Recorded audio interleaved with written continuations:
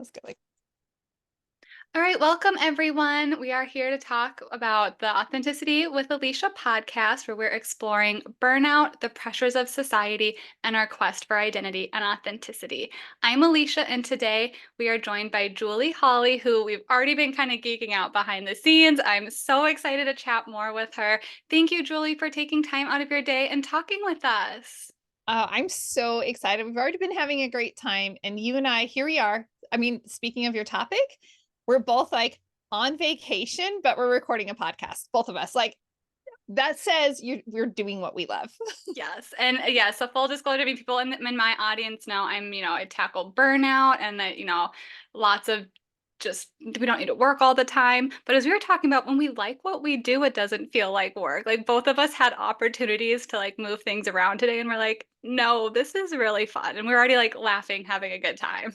It's energizing. It's like it's life breathing. I'm like, no, this is the right place, right? Yeah. Opportunities. I love this. Well, I am super excited, as I kind of mentioned to you a little bit. I'm super excited to have you on today because my audience is mainly a lot of therapists and helpers and women. And you are a founder of the Three Keys Investments Company, which is all about real estate investing. You also host your own podcast called The Conscious Investor. Y'all go check it out. I'm going to do like so many shout outs in it this episode because it is golden. You talk about different points of journeys. You have something for everyone, whether they're new into this world or, been doing investing for years. You're going to have nuggets of information for all these people. You speak, you coach, you mentor, like you do so many things. And what excited me, even more than all that, because I mean, I kind of nerd out over money stuff, is you have a history in public education. So I bet, I'm so excited to hear about your journey of being in that field and that helper role and getting to where you are today. So how did you get to where you are now? It's that permission to iterate and that Mm, permission to face fear and say, it's okay, and to redefine what failure is. mm, And honestly, that happened really early on in my adulthood. I've always been a risk taker. That's part of, we all know we're a little bit hardwired one way or another, just by how, the nature side of things. And then my family is entrepreneurial. So mm. taking risks in that regard wasn't something that was very scary. Yeah. But I transitioned. This is interesting. I don't usually share this, but I transitioned from a business degree in Mm, college to, I had this very divinely inspired, almost like voice of God moments where it was go into education. And I dropped mm. all of my classes Wow. that I'm like, here I am halfway through my college degree. I drop everything and I just trust. Faith Mhm, is important to me, and mhm. we all have something. I have faith in God, and I just trusted, and I went for it. And I changed my degree, changed Wow. everything, and went into public education. So it really started. If I look at, there was foundations in my upbringing, and then Yeah. even just my willingness to have, like, to trust, to have Mhm, faith, and we all have to have faith. We have it in some regard because we're all mhm, taking some type of risk in our mhm, life in some capacity. And then early in adulthood, I faced some major setbacks. mm. And so I ended up finding myself in an abusive marriage and making a very courageous decision to say suicide is not the choice, which Mhm. was what I was contemplating. Yeah. Suicide is not the choice, and let's find something healthy. And so Mhm. to be able to even navigate that, I had a very bubble life growing up. And so this is like, just like, hey, welcome to adulthood and Yeah. starting a career in education, facing that. So it was just, being willing to face the adversity Mhm. head on and say, I might be afraid of this. I might be feeling this, but what if I look at it from another way? And what if I do that really scary thing Yeah. instead of the thing that's more permanent and, less, maybe less scary? Yeah, maybe like safer in some regards, maybe more Yeah. comfortable. We know how to survive it, but it didn't sound like that was in line with where you wanted to be. And, you had maybe some of this background of people would take risk or kind of be a little courageous in some ways. And you're like, you know what? This didn't work out the way I wanted, but I'm going to do something maybe different or scary. Yeah. Yes, yes. And so, life has been a series of that permission to face, whatever is terrifying, and just saying, that's okay, because most of our fears are imagined. The reality really isn't, I mean, reality and our perception, our imagination, and just taking control of our imagination and using it for good and saying, my imagination should be Mm, innovative. My mhm. imagination should serve me. It should not hinder me. It should not be an obstacle or a roadblock. And I think that you and I and your listeners probably have really active, wonderful imaginations, and it usually, I mean, our our ancestral mind just wants to take us to that primitive space where Mhm. it's like, oh yeah, let's just keep ourselves safe. But it's like, Mhm. no, Maslow's hierarchy of needs. My needs are met. I've got Mhm. food. I've got shelter. I've got clothing. I'm covered here on my basics. What am I really afraid of? Yeah. And I And love facing that.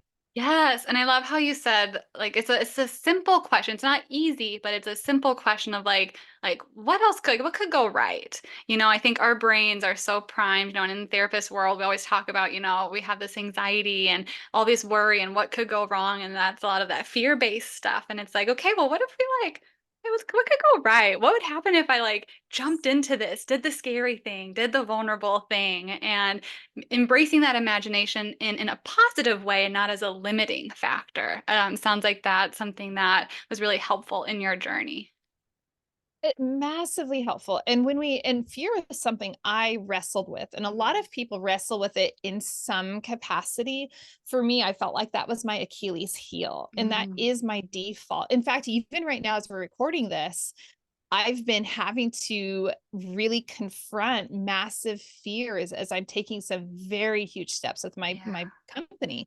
And so it's like, okay, these are business moves that need to be taken, but wow, that's so scary. And Yeah. it's easy to go to the default of like, oh my gosh, we got to mitigate the risk. All of these things can go wrong. Mhm. And how is this going to hurt people or hinder people or help people? And it can just be this whole pig pen from the Peanuts cartoon of like, messy, gross. And Yeah. really, it's just taking that and saying, I see it. And right, all of our feelings are there to serve us. And that fear is there to serve. And so instead of pushing it away so much, Mm, I just say, I see you. mm, Hey, fear. I see you. Thank you. You are mhm, coming here and you're reminding me of my past where I've been. mhm. And you're also reminding me that I do need to be aware of these things, and I appreciate that. Yeah. And to speak directly to fear. And I appreciate that. You are welcome at the table, Mm, just like the happiness and joy is welcome at the mhm. table, but you too are welcome and you are necessary. Yeah. And so let's hear what you have to say, and then let's put some reality check in here, Mhm. and let's not do the fear, but let's look at what the faith side says, Yeah. like, because we have to look scarcity and abundance, right? And Mhm. so, okay, fear, sometimes you take me into that zone of scarcity, and that zone means I can't serve people powerfully, Yeah. because to serve people powerfully means I have to step into my vulnerability, into my Mhm. discomfort, and I have to say, I see you and you are good. And we're both going to go this direction. Yes. I love that. It's something we talk about in the counseling realm a lot is like emotions aren't a bad thing, right? And using those past experiences, honoring those feelings, but don't have to get stuck there either. So it's saying, like, hey, I'm noticing something, having some of this awareness, listening to it, honoring it. But then we can say, okay, like, I know you're worried because this thing happened in the past, or you're scared this thing could happen. But let's also have this faith. Let's have this courage. Let's have this bravery. Let's be authentic. Let's do something and trusting in ourselves, even maybe that, like, if something does happen, we're going to be okay. That is something powerful. What you just said, trusting in Mm, ourselves. And so, where do we build that up? Right? We actually have to take that time to build that relationship with ourselves and to say, well, hey, girl, what's your track record? I mean, have you been doing, it looks like you've been doing pretty well, yeah. right? And the only way that we're going to go somewhere, and these are not my words, I will not take credit for this. I read a lot because I love to read, and I like to read for meaning, not just to read books. Hmm. And I remember reading recently, and it said, the person who fails more will be more successful. Mm, Okay. Because they've had more attempts to yeah. even do something. Yeah. And so to say, like, well, okay, that didn't work out the way I intended or I planned, but I learned a lot from it. Hmm. And that actually opened the door to these other things. And now I'm going down this rabbit hole and it works out. Yeah. And we develop that relationship with ourselves, with our intuition, with our Mhm. capacity, our bandwidth. So if we know ourselves, then we can even more confidently make that forward movement. Yes. Do you happen, I'm going to quiz you right now. Do you happen to know what book that was? It's totally I okay if you don't, but I'm such no, a sucker for reading.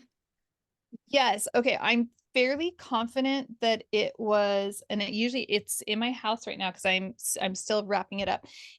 I'm pretty sure it was a Donald Miller book. I'm looking over at the book collection of what I've been reading recently. But I think that it might have been either Hero on a Mission by Donald Miller or Business Made Simple. Okay. And And it's a his quote. So I writing is mean, yeah, phenomenal. if someone just is super interested in that, I'm probably going to do that after we hang up is look that up just Right. because I think I'll see if I can find it. mindset's such a powerful thing. And I love that idea of like, again, failure not being a limiting factor and being able to Mhm. use that to learn and grow and to build trust and to build resiliency. And that just seems like a really empowering tool. So I think that is, I'm sure, a barrier for a lot of people. That fear, that mindset, that scarcity. It's a really terrifying place for some people. Yeah. And it can be so debilitating. And I think it's so important going back to even getting to know ourselves, taking that even just another layer deeper is we spend the majority of our time with ourselves Hmm. and we spend the majority of our time alone. Hmm. Like most of the time, even if we're in a work environment, which many people are working remotely, even if we're in a work setting, we're probably alone most of the day in our own head, in our own Yeah. zone. Even Yeah. you go to watch the show The Office, they're all there in the same setting, but they're at their own desks doing Hmm. their own work. So Hmm. I'm like, we spend a lot of time alone. We need to get to know this person that we are. We need to be able to love the person that we are created to be and Hmm. say, I see you and I like you. And if we Yeah. don't like ourselves, then hey, why don't we get to know ourselves and say, like, hey, what's going on? Yeah, so true. I'm like, my brain is one of those brains that just is constantly going and running. And I'm just like, yeah, if you don't like yourself, you don't love yourself, there's a journey there. Go explore, go read, go self-reflect, just because we're with ourselves 24/7. And I'm sure that impacts a lot of, what we do. And Yeah, especially I with think investing, I just feel like there's so much vulnerability and just lack of knowledge, I feel like, for especially women, and like we're not really taught how to invest, how to ask for raises, how to negotiate, how to be successful without being called these negative labels like selfish or greedy or things like that. And so if we can maybe embrace some of that and have some of that awareness, that's going to really like be in line with a lot of people, I think. this is so what you're saying is so critical on so there's so many different splinters on what you are saying, right?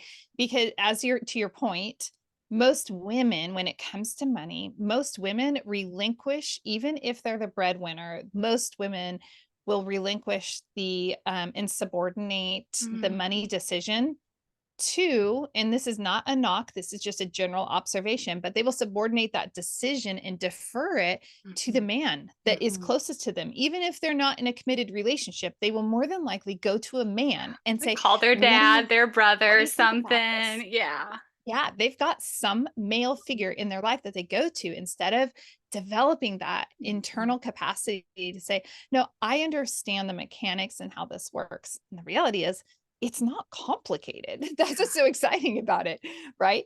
But we have to develop that Yeah. within ourselves and no longer say, and and hear me on this, listener, and this is actually important to me because I work in a male dominated industry Mhm. and I love that. I grew up with three older brothers. I did all the cool sports that I was the only girl snowboarding, the only girl rock climbing because they were new sports. I'm Mhm. totally aging myself here.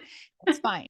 But all that to say is that this isn't a knock against men. Like Mhm. men are fantastic, but it's saying we don't have to have that permission in order to take another step. Now, if that is the wise decision, to get that counsel from that person, but maybe they're not even qualified to provide that type of guidance. Right. And yeah, and just instead of automatically defaulting because we're limiting ourselves, whether we think that we don't know enough or we're not confident enough in making those decisions is very different than maybe having a partner or a trusted person to be like, hey, let me just like process this with you. Like that's okay to do. We're not saying, you have to shut all the people out in your life and make all these big decisions on your own, but trusting that like you're adding something to that conversation too. You're bringing things to the table. You can be an active player in that and not, limit yourself and maybe get stuck in that lower level that maybe some of us are putting ourselves into. Right. And you had mentioned, about raises and about selfish, feeling selfish or feeling greedy and asking. I will tell you, I coach, and this year I've challenged myself in how am I valuing myself Mhm. when somebody is hiring a counselor or someone where they're receiving something that's intangible. It's not like going to the restaurant and having a steak and glass of wine where it's like, I see it, I touch it, I Mhm. taste it, I feel it in my belly. This is great. Mhm. You're getting all the intangibles of somebody's life experiences, of somebody's all the collection of books they've read and Mhm. education, all of the seminars that they've invested their time and money to go to. Like, when somebody is working with a professional to do deep inner work, they are paying for a lot, for all the unseen. Yeah. And I undercharged for all of that for a really long time Mhm. because I wanted to serve. Mhm. And so in my mind, I actually had this reverse of like, well, if I'm serving, basically I should be giving it away for free. Mhm. If I'm truly serving, and it becomes this martyr complex of like, well, Yes. I'm not really serving. If I'm flourishing, then Yeah. I'm not really serving. Oh, meanwhile, my clients are, doing 400 times the business and 400xing things. Yeah. What about me? And so Mhm. going back to, do I know myself? Do I like myself? Well, I'm not going to like myself very much in the mirror if I'm like, your clients can do better, but you can't. Like, how Yeah. about I start cheering myself on? Yeah. And that's not selfish. It really is I'm flying in the airplane, I'm putting the oxygen mask on. Mhm. Brendon Burchard has a book that everyone should read who is struggling with this. It's called The Millionaire Messenger.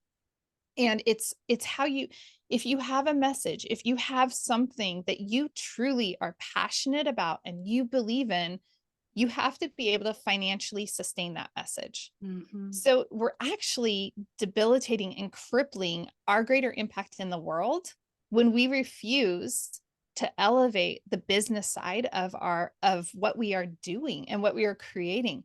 Because how can we amplify that message? How can we expand upon our services when we're working with this little shoestring budget? Mhm.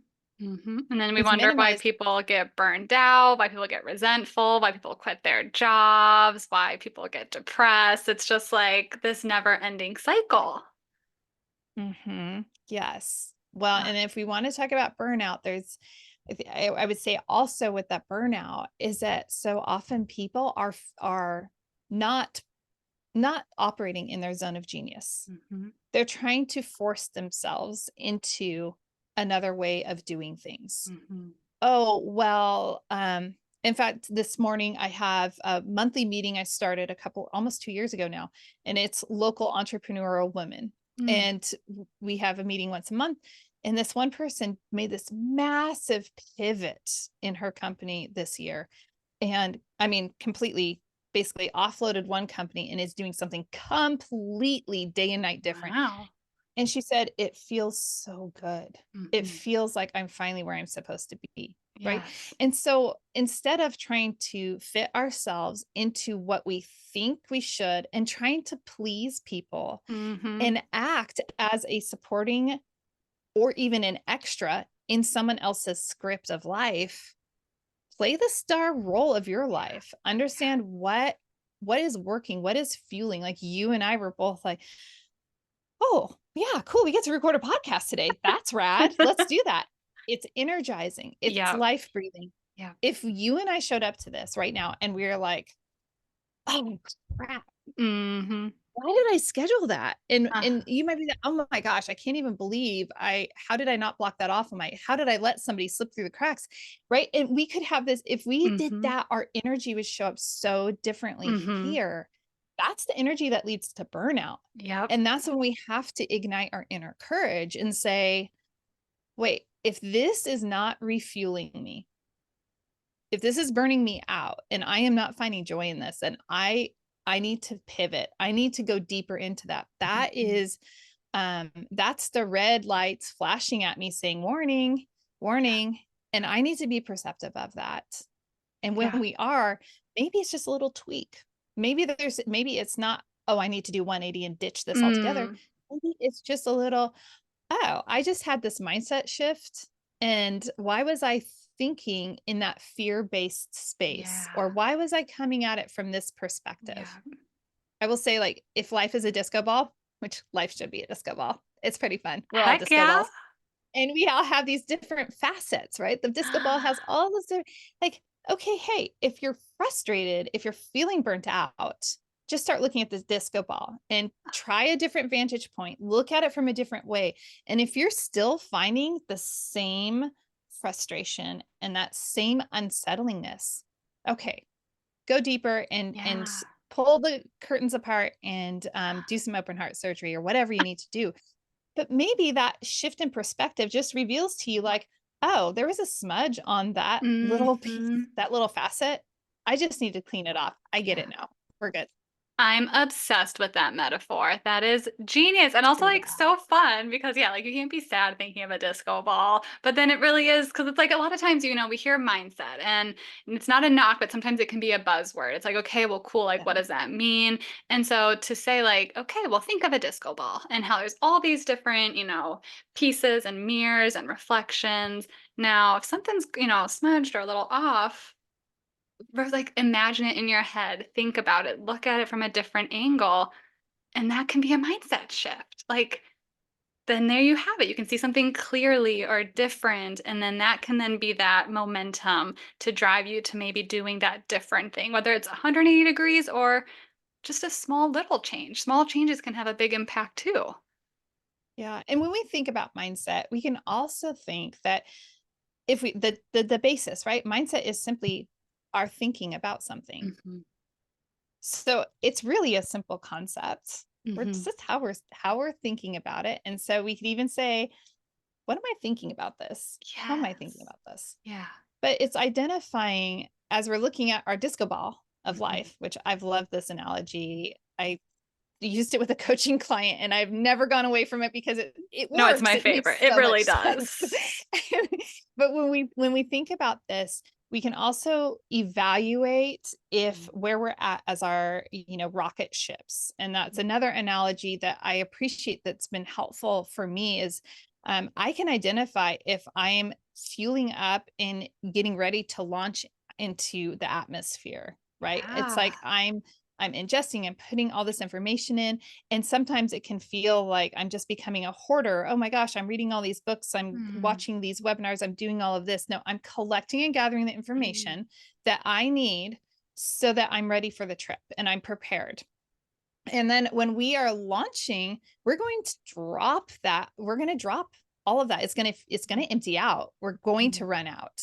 So we Mhm. need to be prepared for that. We're going to reach a point where, okay, all of those things have served their purpose. We've outgrown them. We've outused them. Those are Mhm. done, but Mhm. we still have to burst through the atmosphere.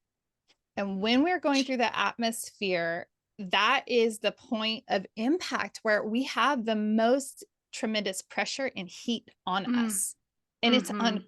uncomfortable. Mhm. That's why when we see rockets going through the atmosphere, there are flames around Yep. them, right? Or we hold And our so, breath for a minute, like, it's right? something. And so we have to think about that with our own lives to say, Yeah. okay, is this just me bursting through the atmosphere or is this a smudge or is this Mhm. just how I'm thinking about it? Because if we know that we're trying to make a massive change in our life, then we can anticipate we're going to feel the heat. And Yeah. when we feel that heat, instead of being afraid of it, instead of being burnt out by it and Mhm. burned by it, Mhm. now we can receive that heat and say, oh, I'm here. Mm-hmm. All of that is working off. I'm right where I need to be. And in a period of time, not too long usually, we're in the black atmosphere, floating and Yeah. relaxed. Like all that work. And like I love that idea too, because I think a lot of times with mindset and burnout is people always expecting like this quick result where it's like, I read the book, why is my life not magically changed? But if we can use this metaphor, if you're putting a rocket into space, that takes time. There's lots of checks and balances and practice and prep work, and you're gathering all this stuff. And that's almost like that stage where you're reading the books, you're doing this reflection, you're analyzing, what messages you're getting. And it's not going to be this, overnight, suddenly I've erased, 30 years of all of my negative mindset. And it's going to be uncomfortable. It's going to be hard at times, but it's so worth it when you get to that spot instead of, just being prepared for it and then getting to enjoy, like, you're in outer space now. And it's a completely different perspective and experience. And it's so worth that prep work and that time consuming process. It's absolutely worth it. And when we consider going through that atmosphere, I said this, I don't know, maybe a year and a half, 2 years ago, I was telling my coach in a setting, a group setting, and I just said, it was really fun because we were just going through a visualization exercise and he calls on me to share, which I'm always like, well, I don't know that you should call on me to share because I'm very much an abstract thinker. And so I just told him like, there are no glass ceilings, there's Mhm. no blue sky, there's no atmosphere. Like life is truly, you get to a point where life is truly the endless galaxy. And Mhm. black Mhm. became like one of my favorite colors. I'm like, oh my gosh, black means I get to be exploring endlessly. And Yes. when we shift Yes. our thinking in life, when we invite all of our feelings, all of our doubts and fears, insecurities to the table and just acknowledge them, maybe put some of them like I like doubt and delay, they can go at the end of the table. They're not our friends, but they are there. And Yep. we need to Again, we'll know honor them, but they're sitting at the other table. maybe the kids' table, the Yeah. frenemies table. I don't Yeah. know. Okay. Not Yeah, the we'll head of the honor table. they're not at the head of the table and recognizing that so that we can say, this is exciting. And that's where life gets fun. And we can say, the challenges come, but I flourish even in the challenges. Yeah. Oh, for real. And so going back to like such some of those messages that maybe people are hearing from their circles or from our society, some of these cultural norms, like are there common ones that you experience in the investing world where like that are really limiting to people that if maybe people could get awareness of it or put oh my gosh, I'm not alone in thinking that, like sometimes that's really freeing. So do you see any common things like that? I do. So, just to set a stage a little bit, I syndicate large purchases, only housing for humans. That's why I'm like, there are lots of things we can invest in real estate. I focus on housing for humans Mm-hmm. because that's where my heart is at. So Mm-hmm. we buy apartment complexes and assisted living facilities, and it's beautiful because when things are owned by people who have hearts but Mm-hmm. understand business, Mm-hmm. really great things happen. Mhm. It's a beautiful opportunity. One of the things that I notice is that it's really easy to overcomplicate investing.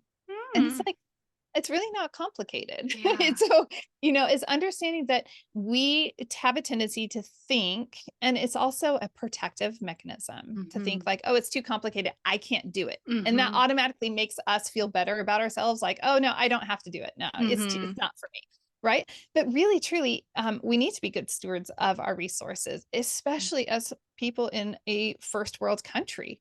Like the more we thrive and flourish, the more we can contribute to brothers and sisters around the world or like right in our backyard. Yeah. There are people right in our backyard who we can support in some capacity, right? And so, I think a lot of it comes down to people overcomplicating investing, Mhm. thinking I have to go and study and read and learn and know everything about it. Well, Yep. actually, since I syndicate or I crowd fund these large purchases, my investors, they simply need to understand the process. Okay, Mm. well, this is how this works. Great. my team, we find the property, we do all the research, we put up the risk capital, we sign on the dotted line for the loans and everything. Mm-hmm. And our investors are putting their money in. That's all they're doing. They're Mm-hmm. saying, okay, well, we know you, we understand Mm-hmm. how this process works. We've reviewed the business plan. You've walked us through it. We agree with that. Cool. We're going to invest in this. Yeah. I mean, like it sounds like it's so simple, but guess what? Everybody likes control. I was just about to say, like, there's pros and cons to everything. And so, like, I can definitely think of some people who want to do their own investing and know every single stock or the whole process of flipping houses, and all that's wonderful. If you've got the time and energy for that, not knocking that. But yeah, you're saying like, hey, there's also a pro of using your resources and letting the people who know the nitty gritty, like trusting them to do their jobs well, and not overcomplicate the process. Well, and I always think I jokingly say, I'm not going to go do open heart surgery on anybody. And Nope. if I want to go have a surgery performed, I want to know that that surgeon has done this procedure thousands of times and Hmm. that they are extremely competent, because there's the 10,000 rule, which some people are like, no, it's not really a thing. But right, the 10,000 hour rule, that in order to become accomplished at something, we have to have 10,000 hours invested in it. Hmm. I don't have 10,000 hours to invest into everything that I'm curious and interested about. Nope. And so, and is that going to keep me in my zone of genius? Is it going to be the highest and best use of my time and all of my resources and my talents? Yeah. Our talents shouldn't suffer because we're trying to make good decisions in other parts of our life. Hmm. And so this allows people to say, okay, for me, for example, I'm not going to be a surgeon. I'm also not going to be a stockbroker. Hmm. That's not my zone of genius. Hmm. I've been raised in real estate. I understand real estate in Hmm. and out. I got real estate. I know it. I've put in my 10,000 hours, right? But I couldn't advise somebody on stocks, Right. and I couldn't advise somebody on cryptocurrency, and I Hmm. couldn't advise somebody on you, right? So we just have to say, like, do I want to put in the time to learn about Hmm. this, or do I want to find aligned people Yep. that I can collaborate with? Hmm. Do I want to have my own rentals, and do I want those? I have a lot of investors that end up coming into my ecosystem because they're like, yeah, so we had a couple of rental houses, and yeah, that didn't really work out well. I have some Yeah. friends that have some short-term rentals, some Hmm. Airbnbs, right? And they're like, yeah, so the money looks good, but then when you actually look at the bottom line, it's Hmm. really not that good because of all the fees and X, Y, and Z. Yeah. Like, we You're can like, make yep, I more could have told you investing that. with you, and we don't have to think about it. Nope. Nope. What? You have to So manage things. I think you're on something though. I think it's that control piece where it's like it's scary. Because I mean, I even see it on a smaller scale with, therapy practices where they don't want to hire a biller or a virtual gosh. assistant. It's like, I'm gonna do all the roles myself. And it's like, but there's people out there who are good at it. It's their flow. Like if some people hate social Yes. media, but then they're like draining themselves, like I have to post once a day. It's like that's not going to be fun for you and probably your audience. But if you can lean in with these aligned people that you're talking about, Mhm. and it makes the process so much easier because you're in your flow when you are in your job. And so it's like, hey, yeah, let me do that. I'm not going to be stressed about it. It's not going to drain as much energy, and it's going to help them be able to have time and honestly probably more money in the long run. I mean, there's risk involved, so it's not a guarantee, but it's just like you're going to have more time and energy, and hopefully more money to be able to do things you want to do. And that is 1,000,000% true. Oh my gosh, so many people don't hire, and they need to hire. Mhm. It's like, why? Like, I don't want to do the billing. That would just suck the energy out of my soul, right? Yeah, Like, yeah, somebody else do payroll, somebody else do these other tasks, right? yeah. Because it's going to take me 4 times as long as somebody. I have a friend that's her zone of genius. She's great at that. Yes. Like, Yep. great. It'll take her 30 minutes and it's going to take me 12 hours or something. It's like, the cost, right? There's always an associated cost Hmm. to things. And so just like if we're going to mentor something, if you and I were going to mentor somebody, or someone came to us and they're like, hey, I'll come and do this for you for free, but I want to be able to ask you questions. Well, actually, you're really expensive. Like if you're Hmm. going to take a couple hours of my time, every day or each week you're going to think you're going to have this access, you're actually way more expensive than if I hire somebody. Right? And I think I like that idea of like everything has a cost, but cost isn't always Mhm. financial either. Like, sure, we can do a lot of things ourselves, but time is a cost. Our energy is a cost. And I feel like a lot of the work that Mhm. you do is really empowering to be able to give people more of that time and energy back so they can do things that they like to do, whether it's hanging out with family, going to travel, getting to rest without feeling guilty. Like, those are amazing things. And we can't always do that when we're taking on all these roles because we're maybe too afraid or have that scarcity mindset to maybe lean and ask for some help. Definitely. And if we think about, okay, most people they're going to work. You and I think are in, like a little more in control of our time and our schedules and such. Mhm, And so, but most people are going to a job, mhm. going someplace to work, even if it's from home. And then they want to pick up a little side hustle. Okay, the cost of that side hustle, the cost of the time with family or friends. Friends are really important. We're Mhm. hardwired for community and connection. So those relationships in our life to like, Yeah. oh, well, I don't have time for relationships and I don't have time, to go exercise and I don't have time. Like we start just whittling ourselves away. And this is this is the epitome right here of the conscious investor. It is that we don't want to be pursuing, say, financial freedom at the cost of bankrupting all the other parts of Mm, our life. We want to be pursuing personal freedom. And when we yeah. pursue personal freedom, financial freedom falls under there. Mhm. But now we have our time, our talents, our energy, our relationships, our creativity, the list goes on. And it's just a spring of life, right? And so we have to say, okay, what's the cost? Am I in the red? Am I bankrupting part of my life in order Mm, to advance this? yeah. And so, listener, I want you to consider this right now is are you bankrupting part of your life because you think not hiring that person is actually the best move? So maybe the relationships in your life are suffering because you're tired and cranky Mhm. because you're Mhm. doing some tasks that make you that frustrate you. They're Yeah. not in your zone.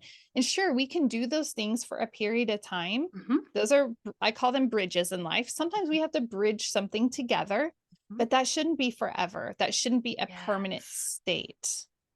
I love that. Again, these metaphors. I love your abstract thinking. I'm gonna like bottle. I'm not creative enough to come up with my own metaphors, but I love them. That's why I'm just like, yes. Cause yeah, there's gonna be barriers in life, and sometimes you have to do some things that you don't want to do once in a while. That's gonna be life.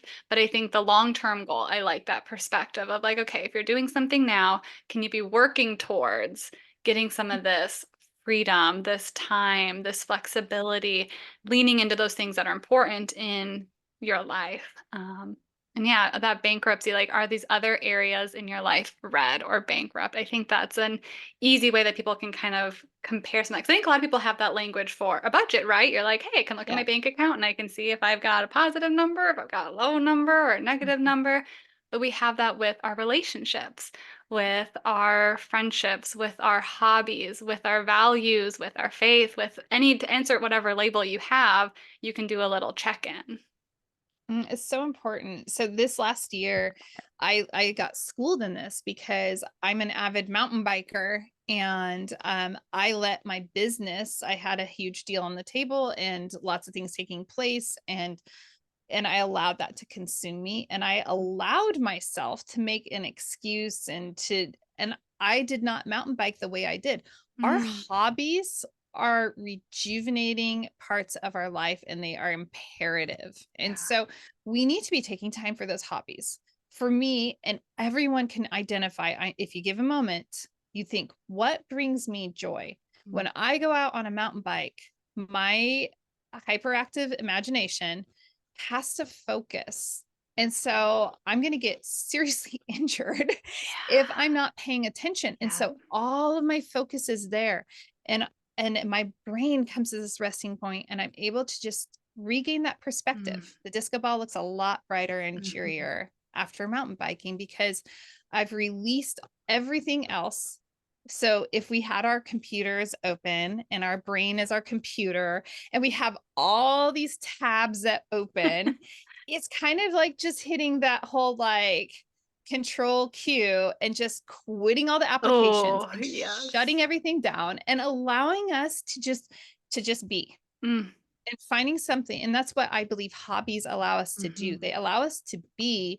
Winston Churchill, he actually would lay bricks, he would do some masonry work, and he would dictate to someone. Ryan Holiday talks about this in his book Stillness is the Key. And because he says being still doesn't mean that we have to be completely idle. Meditating doesn't mean that we Yes. just have to be like Mhm, not moving at all. Stillness looks differently. So for me, stillness comes when I'm mountain biking. mhm. Winston Churchill, stillness came, and it allows us to access other ideas, other thoughts, new perspectives. Yeah. And so, to your point of like, we cannot bankrupt our hobbies. And Mm-mm.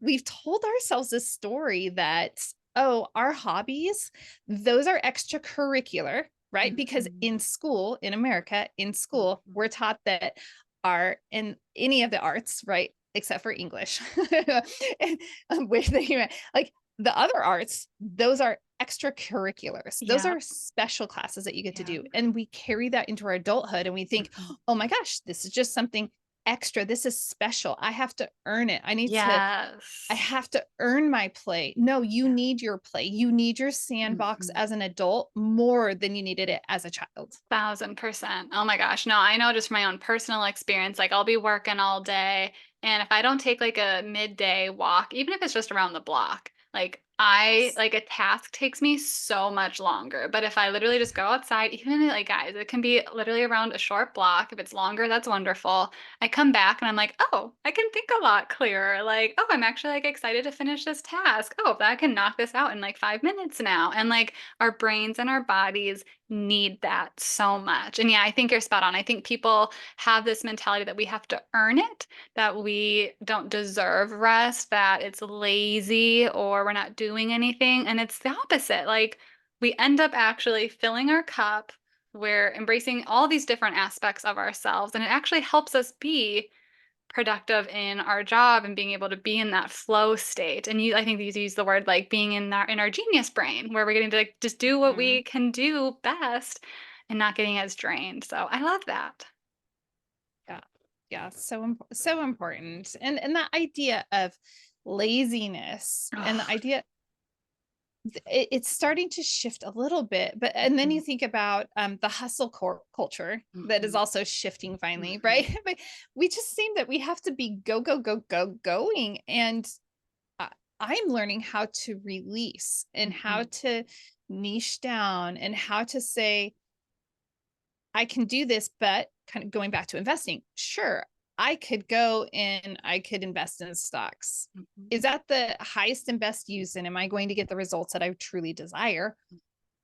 No, Mhm. I'm not going to. And just looking at like what can I offload? What do Mhm. I not need to do? What needs to be outside of my control? Because we have to release in order to receive. We Yeah. can't receive if we are already if all of our buckets are totally full, Mhm. we have zero capacity to receive the best parts of life.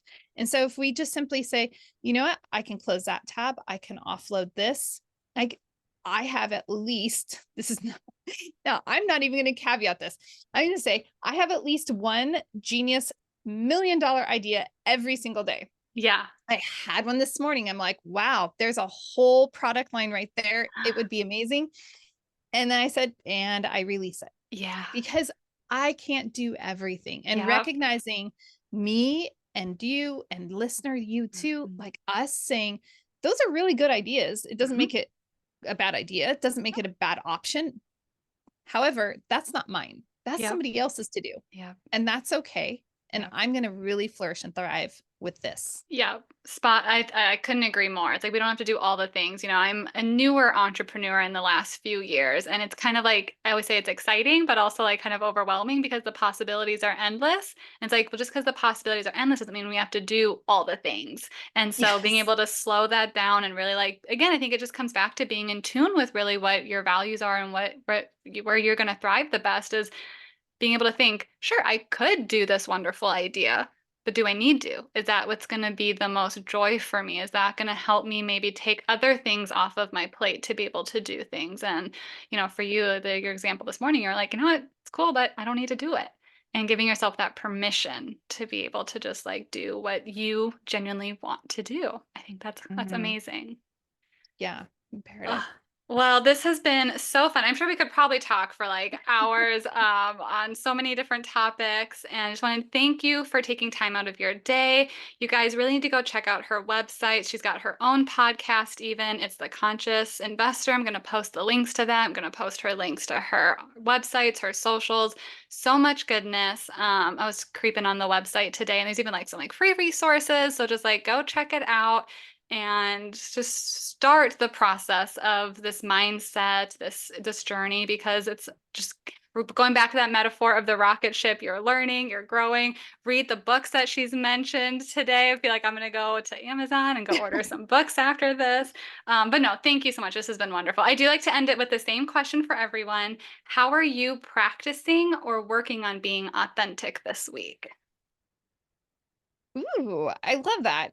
Because a couple of weeks ago, I posted on LinkedIn Mm. something about authenticity, and I threw myself Oh. under the bus because I had tried a practice that in the business world is very much accepted, but it was not authentic to me. And that was Mm. utilizing resources. I was using a bot Mhm. inside the chat. I was trying to do something and I tried it and it Mhm. felt horrible Yeah. and it felt not aligned with my soul, especially when I started going through and I'm like, wait a second, that's somebody I know. Why are we messaging? Like, what is going on? And so then I'm going in and like it was Oh, the best no. disruption in life. And so I've been very cautious Mhm. about I love social platforms. I Mhm. love social media. I think it's a Mhm. beautiful thing. When you utilize it for good and you have good things in your feed, it's beautiful. 1000%. Um and it's very very helpful. That's how you and I connected. I'm like Mhm. you and I would never have connected without social platforms, so like Nope. how amazing is that? This has been Mhm. amazing.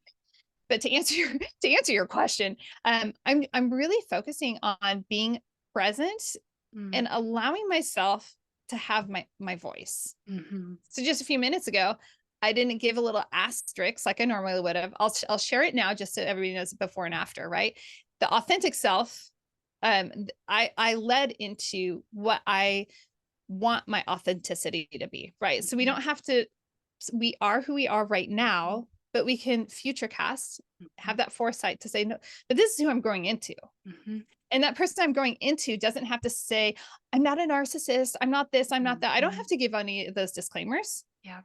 So my future self, I foreshadowed that and said, no, I can just say I have great ideas every single day. Heck Right. And yeah. so that to me is one of those ways where I'm trying to just allow some foreshadowing to take place and to lean into who I am growing into instead Mhm. of even just staying, I'm not complacent at all, but even a little bit idle at all in the Yeah. current version. Yeah. Oh, that's great. Yeah. And I love, like, again, it's like you're learning things, right? You tried something and then it was like, this didn't really Oh work gosh. for me. I'm going to just embrace this, maybe some of this chaos. And I think, again, it's just showing that like this is a process where you're maybe this old pattern jumped in and was like, I want to use this label. And then you're like, no, the authentic me. I'm not going to have these labels. I'm not going to add these caveats. And it's something that you're working on, being very intentional about, it sounds like. So thank you for Yeah. sharing all that. Well, Yeah. thank you again for joining us today. This has been a blast. I will be posting all your socials so people can come find you. But yeah, thank you so much. Thank you. And listeners, don't be strangers. I love people. So I'd love it if you checked out the podcast, The Conscious Yeah, Investor, and it's fun. It's a lot of yeah, fun. yeah. So go check out the podcast, go find her socials, go find her website. I'll be posting all that. So make sure to go follow along after this. And until next time, guys, take care of yourselves and each other. And remember that the world needs the real you. So let's explore that authenticity together.